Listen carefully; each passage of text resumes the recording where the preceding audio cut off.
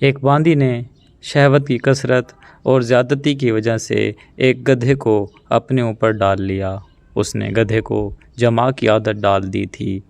گدھے نے آدمی کی طرح جمع کرنا سیکھ لیا تھا۔ اس کے پاس کدو تھا جو جمع کرتے وقت گدھے کے ذکر میں پہنا دیتی تھی تاکہ گھسانے کے وقت آدھا ذکر اندر جائے۔ اگر پورا ذکر جاتا تو اس کی رحم اور انتڑیاں تباہ ہو جاتیں۔ گدھا دبلا ہو رہا تھا اور اس کی مالکن حیران تھی کہ یہ اس کی صحت کیوں گر رہی ہے۔ اس نے ڈاکٹر کو بھی دکھایا لیکن وہ بھی اس کی وجہ نہ جان پایا تو مالکن اس کے راز میں لگ گئی۔ جان کو کوشش کا غلام ہونا چاہیے کیونکہ جستجو کرنے والے کی کوشش پانے والی بن جاتی ہے۔ جب اس نے گدھے کی حال کی جستجو کی تو اس نے باندی کو اس کے نیچے پڑا ہوا پایا۔ جب اس نے دروازے کے سوراخ سے دیکھا تو اس کو پسند آ گیا۔ گدھا باندی کے ساتھ اس طرح جمع کر رہا تھا جو مردوں کی عورتوں کے ساتھ رسم اور عقل کے مطابق ہے۔ وہ حسد پہ مبتلا ہو گئی کہ یہ اگر ممکن ہے تو میں زیادہ مستحق ہوں، گدھا میرا ہے۔ اس نے انجان بن کر دروازہ کھٹکھٹایا کہ باندی کب تک جھاڑو دے گی۔ اس نے اپنے خواہش کی وجہ سے باندی سے کچھ نہ کہا اور چپ رہی اور باندی کو کسی کام کی غرض سے کسی دوسرے گھر میں بھیج دیا۔ جب اس نے باندی کو گھر سے بھیج دیا تو خوش ہو گئی۔ مستی سے عورت کی شہوت 1000 گنا ہو جاتی ہے۔ کیسے شہوت نے اس کو الو بنا دیا تھا۔ احمق کو الو بنانا آسان ہوتا ہے۔ خواہش اور شہوت دل کو اندھا اور بہرا بنا دیتے ہیں، جس سے یوسف بھیڑیا اور نور آگ نظر آتی ہے۔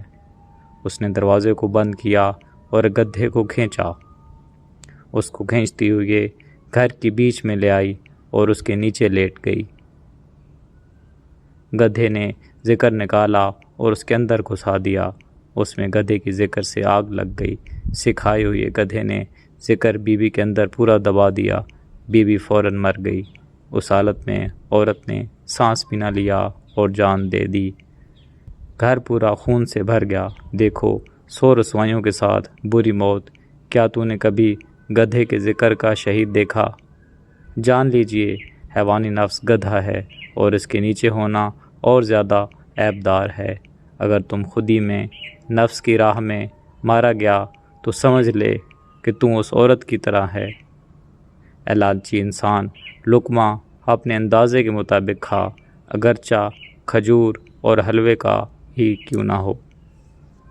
باندی جب واپس آئی تو اس نے مالکن کو گدھے کے نیچے مردہ حالت میں دیکھا تو اس نے کہا، اے بیوقوف بی بی، تم نے کیا کیا؟ تو نے اس کا ظاہر دیکھ لیا تھا، اس کا راز پوشیدہ رہا۔ استاد بنے بغیر تم نے دکان کھول لی۔ تو نے ذکر کو شہد اور حلوے جیسا دیکھا، لیکن تم نے لالچ میں وہ کدو نہ دیکھا۔ تو نے استاد کی ظاہری کاریگری دیکھی، تو نے خوشی خوشی استادی اختیار کر لی۔ تو نے تھوڑی سی بات سنی اور ترجمان بن گیا۔ باندی یہ کہتی ہوئی روانہ ہوئی، تو نے استاد کے بغیر کام بنانا چاہا۔ تم نے میرا ناقص سے علم چرایا اور تجھے اس بات سے شرم محسوس ہوئی کہ میری جان کا احوال معلوم کرے۔ والسلام۔